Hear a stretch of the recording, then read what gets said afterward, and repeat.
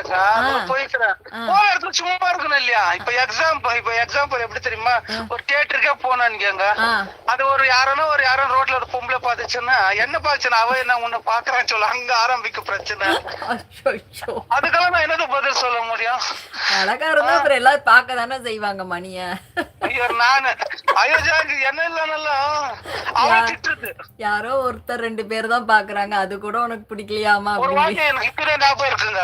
ஒரு பொண்ணு காலேஜ்ல இருந்து காலேஜுக்கு அண்ணா சேஞ்ச் இல்லைன்னா நான் நாளைக்கு வந்து தரட்டான்னு சொல்லிச்சு. சரி ஆச்சு போங்க. நான் 2 நாள் கழிச்சு இது என் பொண்ணு பேசுவா அது பொண்ணு காசு குடுத்துச்சு.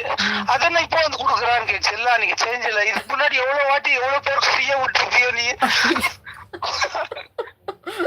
புரியுதுங்களா? ஓ நீ எல்லாம் பொம்பளைகளுக்கான ஃப்ரீயா விட்டுறியா நீ அப்படின்ட்டு. அப்ப மடோனா சொன்னது உண்மைதான் போலயே.